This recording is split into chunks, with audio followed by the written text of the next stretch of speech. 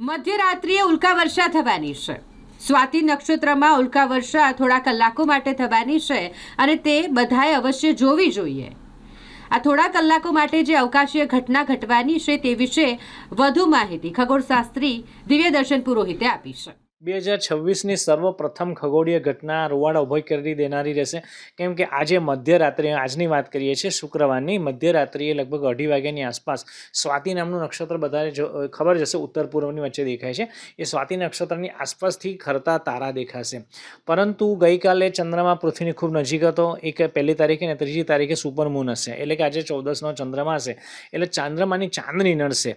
એટલે શહેરની વાત કરીએ તો અંદાજે 5 થી 10 ખરતા તારા દેખાશે, જેને આપણે કહીએ કે ઉલ્કા વર્ષા ખરતા તારા। અને એ પાવાગઢ જેવા જંગલ વિસ્તારની વાત કરીએ તો 100 થી 150 સુધી પણ દેખાવાની સંભાવના છે। અને એ આકાશમાં પૃથ્વીની સપાટીથી લગભગ 100 કિલોમીટર ઉપર ધૂમકેતુએ છોડેલી ધૂળ પ્રવેશશે, એટલે સળગી જશે, એટલે આપણને એક લાંબો લીસોટો પડેલો દેખાશે। અને એનામાં જે કલર રહ્યા છે એના પરથી વાતાવરણમાં કયા વાયુ રહેલા છે એની પણ ઓળખાણ સાબિત થઈ શકશે। અને આ મહત્વની એટલા માટે ઉલ્કા વર્ષા છે કે આખા વર્ષ દરમિયાન લગભગ 10 થી 12 ઉલ્કા વર્ષા જાણીતી છે, મિથુનની, યયાતિની, સિંહની। એમાં સૌથી પહેલી ઉલ્કા વર્ષા એટલે કે સૌથી પહેલી ખગોળીય ઘટના 2026નો શ્રી ગણેશ આજની ઘટનાથી થવા જઈ રહ્યો છે, એટલે આપણા માટે ખૂબ મહત્વની છે। અને જેમ વાત કરી તમે, આ સિટી વિસ્તારમાં દેખાશે ખરી?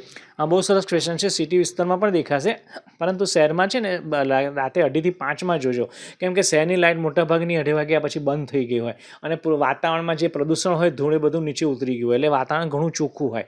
એ ખાલી ચાંદની નડશે, એટલે 2:30 થી 5 લગભગ 5 થી 10 ઉલ્કા ખરતી તૂટતા તારા જોવા મળશે શહેરની વાત કરીએ તો। પણ જંગલ વિસ્તારની વાત કરીએ તો ગામડામાં 50 જેટલી, અને જંગલ વિસ્તારની વાત કરીએ તો 100-150, અને પહાડ પર જઈએ તો 200-250 પણ દેખાઈ શકે। પરંતુ વડોદરાની વાત કરીએ તો 5 થી 10 પ્રતિ કલાક ઉલ્કા 2:30 થી 5 જોવા મળશે સ્વાતિની। હું દિવ્યદર્શન પુરોહિત, ગુરુદેવ વેધશાળાથી, નમસ્તે।